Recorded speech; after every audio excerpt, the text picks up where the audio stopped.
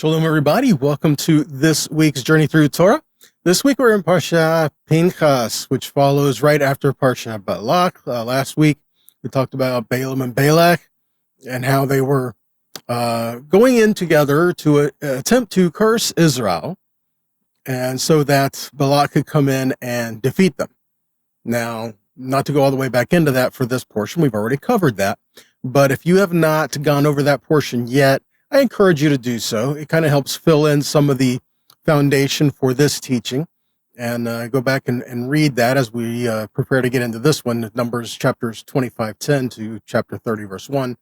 You have to have the foundation before you move forward, right? So it's like Pinchas. If you read Pinchas as an isolated incident, you're going to miss the point.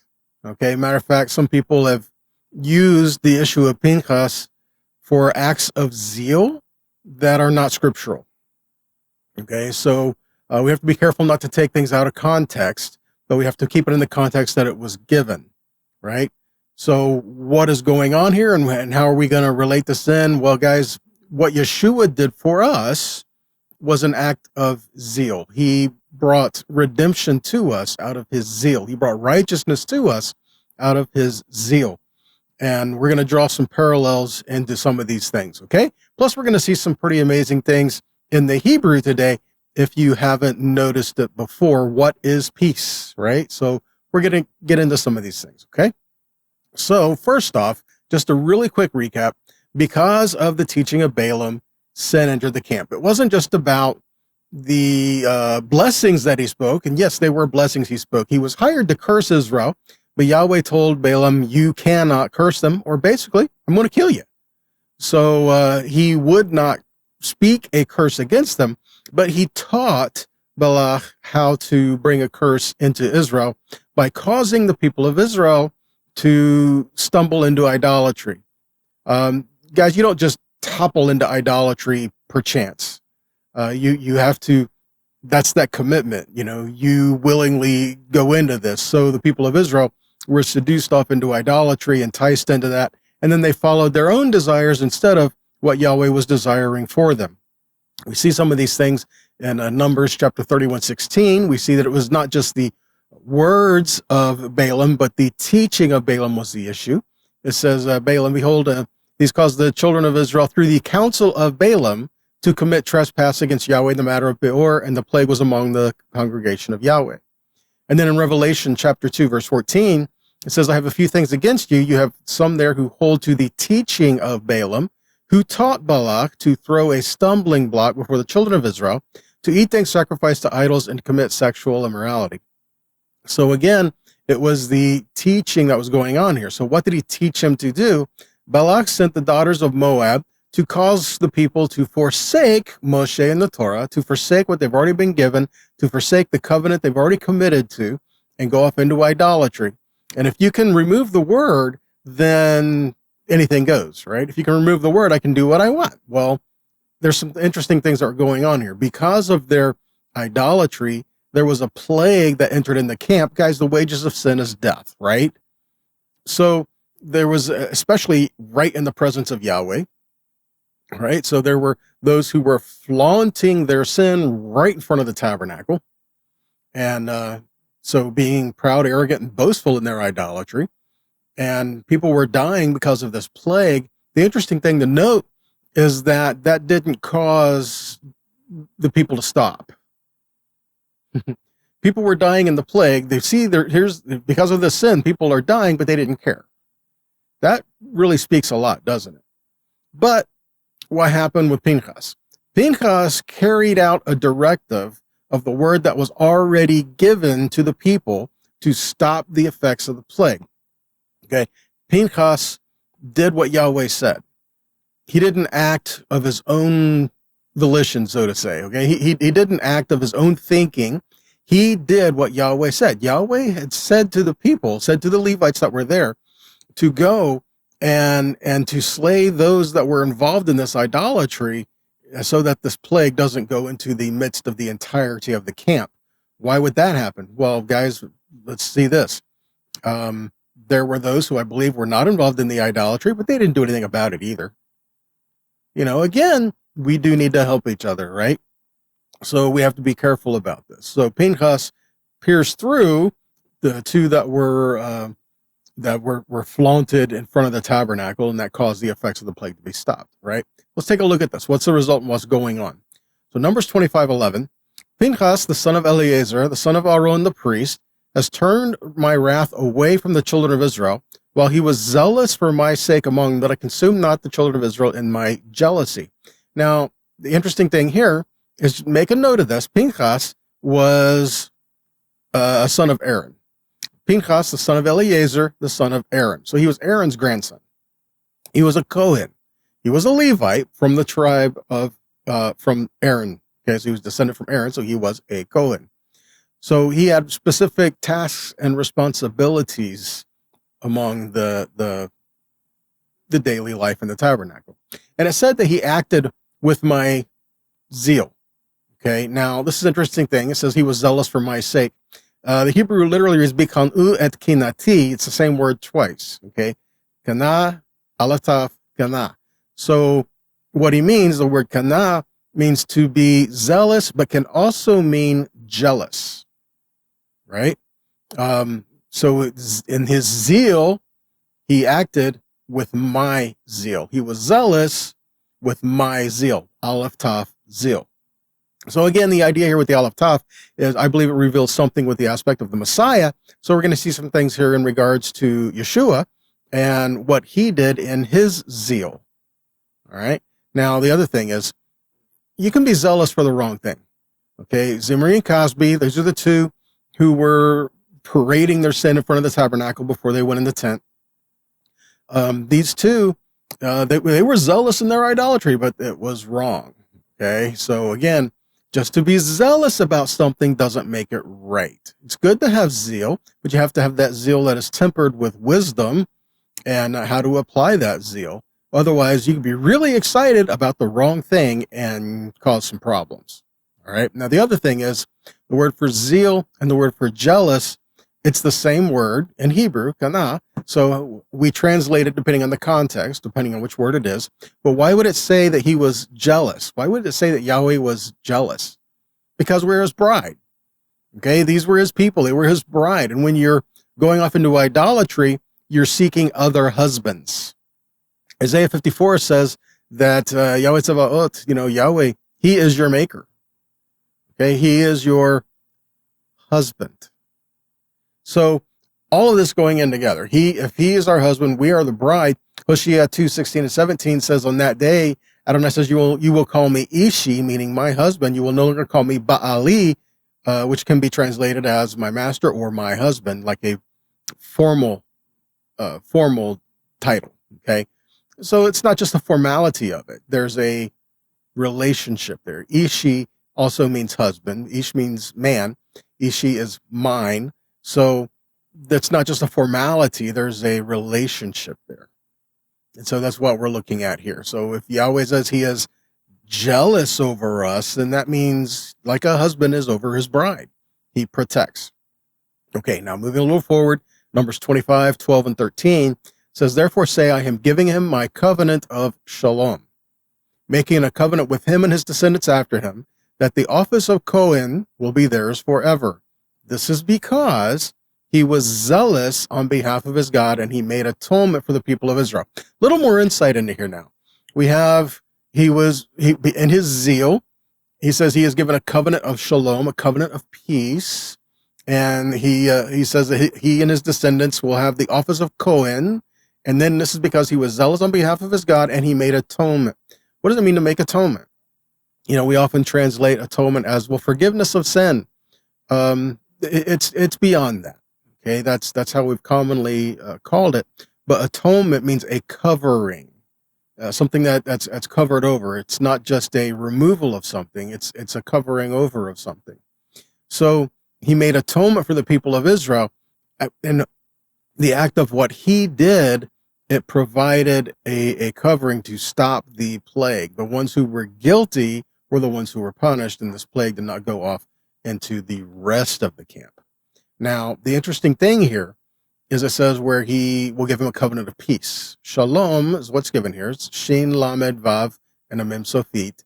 So the interesting thing here is that in the word shalom, the vav is written that's broken right in half. Okay, it's broken right in the middle. Now the thing with a vav, it's pretty much just a little line at the top and a straight line down, right? But if you break that in half, it looks very much like a yod and a spike. Yod is a hand. So we have a picture here. The meaning of the word shalom is, if you take the meaning of each letter, is to destroy the authority that's associated with chaos, that's attached to chaos, right? So that's shalom. Shalom does not mean the absence of problems. It means in the midst of these things, Yahweh destroys the authority that's attached to these things. It'll have no place in your life. Okay. Now, another thing, the letter Vav, it's the sixth letter of the Hebrew alphabet. What do you know about six? Well, man was created on the sixth day, so it's commonly associated with man, right? Adam. And so we have a picture here of a man who is broken. Then now the picture of the Vav looks like a hand and a spike. Interesting. Also, the letter Vav, the translated means and, or to be joined to or associated with. It's like a conjunction, right? It means and. It joins things together. And so there are some things we have here. We have a picture of a man that is broken and being pierced through to join us together to shalom. And this here are some things that Yeshua did for us. Okay? So what Pinchas did to stop the effects of the plague within Israel, Yeshua did to stop the effects of the plague among creation.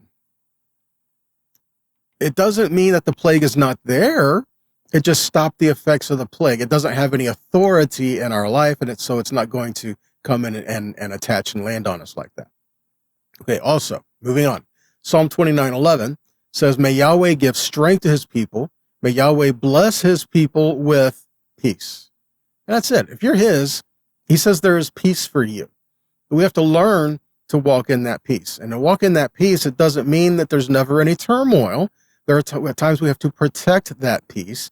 And protecting that peace does not mean attacking each other, but protecting that peace means there are times we're going to have to set guard over ourselves to keep the holy things holy, to keep the pure things pure, and to make sure that we are walking in ways that are pleasing to Yahweh. If we are a temple for his presence, then we need to make sure we're not bringing constant defilement there. So if you are searching for peace, then search for Yahweh. He is the one who gives peace. And Yeshua says he's the Prince of Peace, right? Yahweh is the one who gives peace. Look, Jeremiah 29:11-13 says, for I know the plans that I have in mind for you, declares Adonai, plans for shalom and not calamity, to give you a future and a hope. Then you will call on me and come and pray to me, and I will listen to you. You will seek me and find me when you search for me with all your heart. Guys, true peace only comes from Yahweh. There's no other way to have true peace. You may have times where life is just okay. You're sailing on open waters and it's calm and restful, but that storm's around the corner. How do you have peace in the middle of the storm, right? So like I said, peace is not the absence of problems. Peace is overcoming these things, having that peace even in the midst of them. Isaiah 54:13 says, all your children will be taught by Adonai, and your children will have great shalom.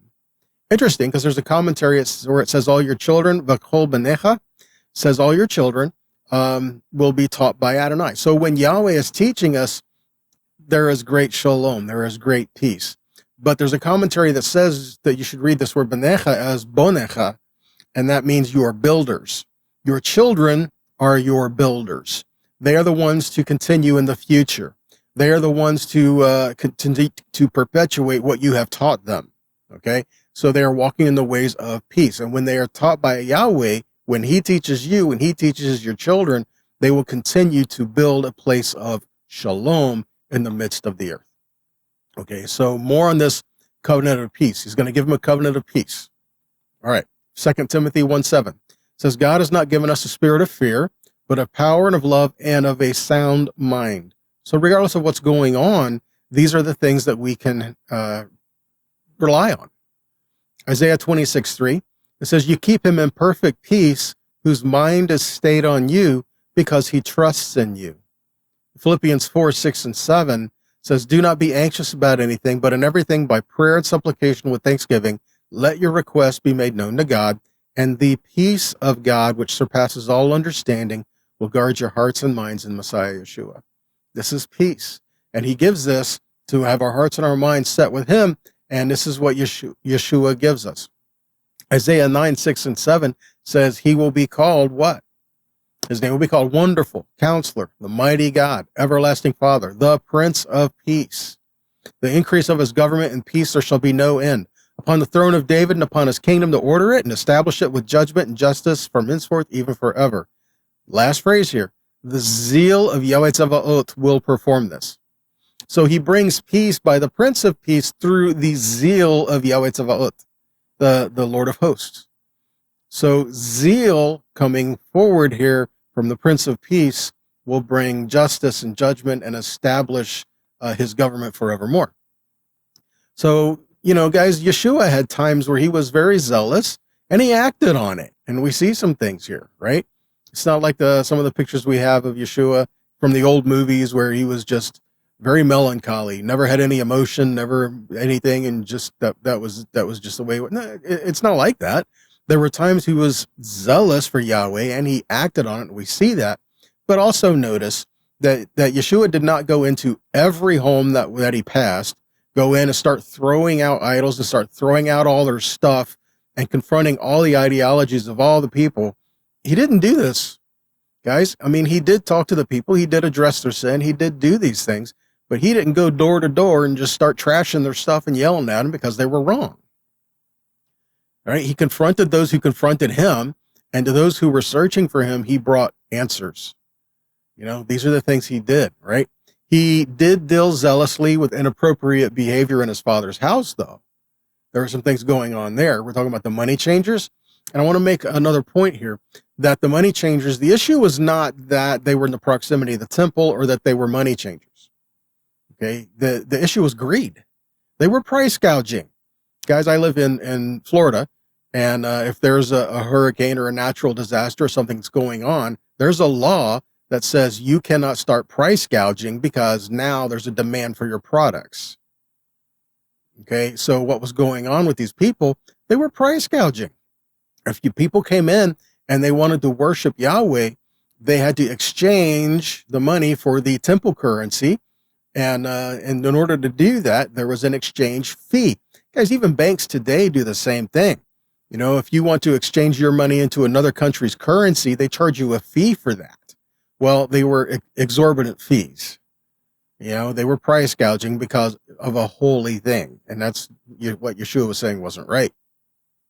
Not the fact that they were there, okay, but the fact that they were greedy. Look at this, Mark 11, 15 to 17. And they came to Jerusalem and they entered the temple and began to drive out those who sold and those who bought in the temple. And he overturned the tables of the money changers and the seats of those who sold pigeons. And he would not allow anyone to carry anything through the temple. And he was teaching them and saying to them, is it not written, my house shall be called a house of prayer for all nations, but you have made it a den of thieves. So where's he talking from? What's he saying here? Okay, Isaiah 56, 4 through 7 is where he's quoting from. And what are we looking at here? So thus says Yahweh, to the eunuchs who keep my Shabbats and who choose the things that please me and hold fast to my covenant, I will give in my house and within my walls a monument and a name better than sons and daughters, and I will give them an everlasting name that shall not be cut off. And to the foreigners who join themselves to Yahweh, to minister to him, to love the name of Yahweh and be his servants, everyone who keeps the Sabbath and does not profane it and holds fast my covenant. These I will bring to my holy mountain, make them joyful in my house of prayer. Their burnt offerings and their sacrifices will be accepted on my altar, for my house shall be called a house of prayer for all people. So he's saying here, you know, all people from all nations, they want to come to worship Yahweh, they can do that, and they have their offerings will be accepted. So there are offerings that are done here, right? So this is not the issue of the fact that they were there selling things for the offerings. They were allowed to do that, okay, because you had to have them for your worship. So that was not the issue. Again, the issue was price gouging. Go to Jeremiah 7, 1 through 11. The word that came to Jeremiah from Yahweh, stand in the gate of Yahweh's house and proclaim there this word and say, Hear the word of Yahweh, all you men of Judah who enter these gates to worship Yahweh. Thus says Yahweh Sabaoth, the God of Israel, amend your ways and your deeds, and I will let you dwell in this place. Do not trust in these deceptive words. This is the temple of Yahweh, the temple of Yahweh, the temple of Yahweh. For if you truly amend your ways and your deeds, if you truly execute justice one with another, see, what's he talking about? He's talking about don't bring your offerings if your heart's not right. If your heart's not in it, the offering doesn't do you any good, is what he's saying. Okay. 6, Jeremiah 7:6. If you do not oppress the sojourner, the fatherless, or the widow, or shed innocent blood in this place, and if you do not go after other gods to your own harm, then I will let you dwell in this place and in the land that I gave of old to your fathers forever. Behold, you trust in deceptive words to no avail. Will you steal, murder, commit adultery, swear falsely, make offerings to Baal, and go after other gods that you have not known, and then come and stand before me in this house which is called by my name and say, we are delivered, only to go on doing all these abominations? Has this house which has been called by my name become a den of robbers in your eyes? Behold, I myself have seen it, declares Yahweh. So what he's saying is, you're not living for him outside of the temple, but now you want to come to the temple and you want to worship and you want to appear to have it all together and be holy and everything else, right? Not there. Okay, not the way it is. So what was the issue with having an offering to work with? Okay. If you were traveling at a long distance or traveling on a long journey, you would not be able to bring your offerings on this far distance, on this far way, especially the amount of time it might take you to do that, to get to Jerusalem to bring your offering, especially if you're doing it 3 times a year. So what the Torah says in Deuteronomy 14, verses 24 and 25, if it's too far for you, it says that you can sell your offering, set that money aside, go to Jerusalem, then buy what you need when you're there for your worship to bring your offerings to put on the altar at that point. Okay. So that's what he says. That was permissible. That was a solution he had. So you didn't have to travel with this big herd, right? So you could do that. You could get there. You could purchase the offerings. Okay. Moving on, being zealous and being zealous for truth. How do we handle the truth when we have the truth that is presented to us? How do we deal with that? Are we zealous for the things of Yahweh? And if our zeal leads us to just attack other people, then there's a problem. Our zeal should lead us to a place of repentance and getting rid of those things in our life. Titus 2:14 says, he gave himself for us that he might redeem us from all iniquity and purify unto himself a peculiar people, zealous of good works. We should be zealous to do good, not zealous to attack one another and tell each other how wrong we are. Okay. And again, yes, I understand there's issues of if you care about somebody, you're going to help them out in areas that they may not see where things are wrong. Okay. But we do not live and exist to call everyone out. We live in the kingdom to try to show a better way and to try to show the heart and love of the Father to one another. That speaks the truth to one another, but that also brings the directive back to Yahweh, not a matter of you have to do it my way. Revelation 3:19 says, as many as I love, I rebuke and chasten, so be zealous and repent. See that? Zeal should lead us into a place of repentance. You think, okay, but Yeshua said he didn't come to bring peace, he came to bring a sword. What does that mean? Well, it's Matthew 10:34. And we're not just talking about like a sword of judgment or military action, violence, this kind of a thing. When we think sword, we think war, but there's other kind of things that are done here. Okay, the word used there for sword is a derivative of another Greek word meaning like a knife, like a dagger. Okay, this type of instrument, like a large knife that's used by fishermen to separate the different parts of the cut of meat. Well, who was he around? Who would he be talking to? So it makes sense that this is what he's saying. So I didn't come just to bring peace, but I came to bring a separation. Idea of separating sheep and goats, possibly. The idea of separating his people, those who are his and those who are not, right? The same term that was given there is used to explain the ability to separate truth and error. We see that in Hebrews 4:12, where it says the word of God is living and active, sharper than any two-edged sword. The word sword is what we're talking about. piercing to the division of soul and spirit, joints and marrow, discerning the thoughts and intentions of the heart. So we're talking about discerning the thoughts and intentions of the heart, discerning that which is spiritual of the spirit and that which is of the carnal old nature, the things of we should not be following versus the new things that Yahweh is calling us into to walk according to his ways. Matter of fact, Yeshua says, blessed are the peacemakers, right? What does it say about them? Matthew 5:9, for they shall be called the sons of God.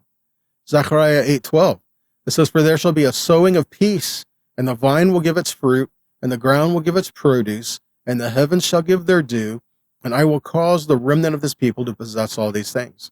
Again, living in peace. That doesn't mean living in denial.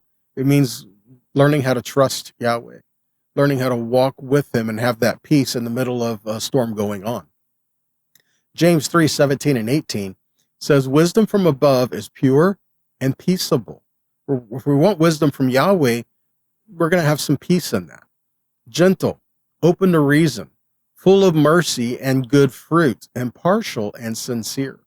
And a harvest of righteousness is sown in peace by those who make peace. How do we sow? It says a harvest of righteousness is sown in peace by those who make peace. To sow in peace means we're not going to be overbearing, proud, arrogant, boastful. I'm right, you're wrong, you have to listen to me kind of a thing. We need to sow the word of Yahweh, but we need to sow it in peace. Yes, we need to tell the truth, but we need to tell the truth in love. There is a difference in how we deliver that. Okay. Sometimes that means the hard things. We have to make decisions, and we do have to say the hard things. We do have to do those things. But how we do that is going to be a little different. It's not that we're mad and we're going to do that. No, we're hurt and we want to help, right? So Pinchas, son of Eleazar, he followed in the task of his father. He followed in the task of his tribe, which was what? Numbers 3:32. Eleazar, the son of Aaron the priest, was to be chief over the chiefs of the Levites and to have oversight of those who kept guard over the sanctuary. There were those who kept guard over the sanctuary. Why would you need to have guards watching the sanctuary? Why would the sanctuary need guarding? What would you need to keep it from? Keep it from who? Or keep it from what? Why would they need gatekeepers on the sanctuary? Let's take a look at it. Numbers 18, 1-7. So Yahweh says to Aaron, you and your sons and your father's house with you will bear iniquity connected with the sanctuary, and you and your sons with you shall bear iniquity connected with your priesthood. And with you bring your brothers also, the tribe of Levi, the tribe of your father, that they may join you and minister to you while you and your sons with you are before the tent of the testimony. They shall keep guard over you and over the whole tent, but shall not come near to the vessels of the sanctuary or to the altar, lest they and you die. Verse 4, they shall join you and keep guard over the tent of meeting for all the service of the tent, and no outsider shall come near you. And you shall keep guard over the sanctuary and over the altar, that there may never again be wrath on the people of Israel. And behold, I have taken your brothers, the Levites, from among the people of Israel. They are a gift to you, given to Yahweh, to do the service of the tent of meeting. And you and your sons with you shall guard your priesthood for all that concerns the altar, all that is within the veil, and you shall serve. I give your priesthood as a gift, and any outsider who comes near shall be put to death. So we have the Levites who were guarding the things at the gate and guarding things around the tabernacle. Inside, we have Aaron and his sons guarding these things. They were guarding and protecting it from anyone who would approach the tabernacle maliciously, anyone who would approach the tabernacle with ill intent, or anyone who would come with the means of wanting to bring a defilement to the tabernacle. So these were things that they had to guard and they had to watch over to make sure this didn't happen. Well, in the issue of Pinchas, we have that understanding. There were those who were involved in idolatry right in front of the tabernacle. And they weren't supposed to do that, right? Especially right there. Arthur Wallach at Hebrew University in Jerusalem has some interesting things to say about this. He says that the priests and the Levites share custody of the sanctuary, the priests guarding within at the entrance, and the Levites guarding without. So the priests guard what was inside the courtyard, and the Levites guard that which was outside it. all the priests and the Levites are responsible if disqualified priests or Levites encroach upon the sancta. Kohathite Levites are responsible for encroachment by Israelites while they carry the sancta, the holy things. And all the Levites whose cordons ring the encamped sanctuary are responsible for any Israelite encroachment. The penalty priests and Levites pay for failure to prevent encroachment is that of Nadav and Avihu, death by divine agency. There can be no question that there were certain dangers associated with functioning as a priest. So when Pinchas acted out here, he was doing what Yahweh had said to do, that those who were involved in the idolatry, the punishment, they were going to die to carry that through. And then he was doing their job anyway, because this was the task that was given to the Levites and the Cohen, right? So what we learn from this is that our zeal for Yahweh will cause us to rid the idolatry in our life.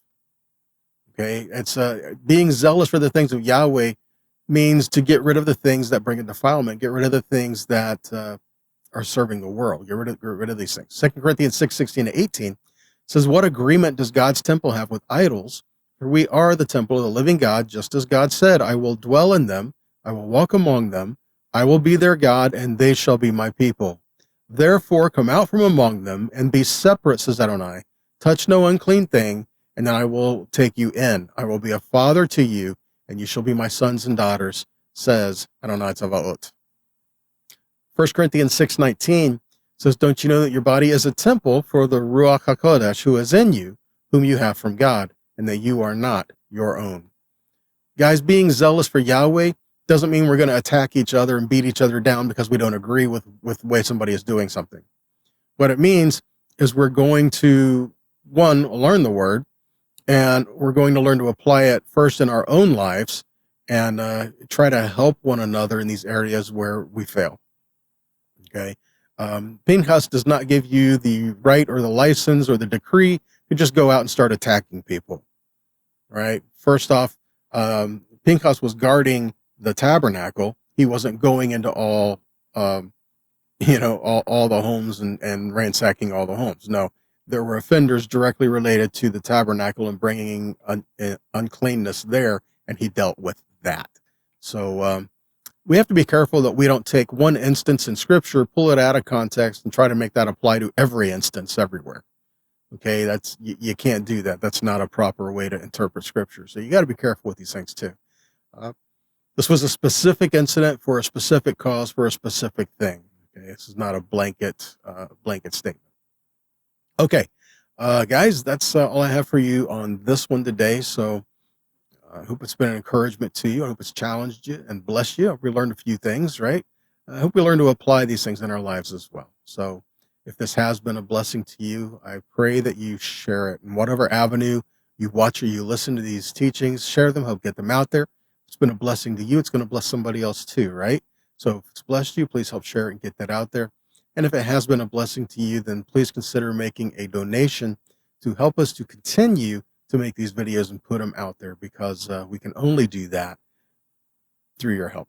All right. So until next time, guys, be blessed, be a blessing, and shalom.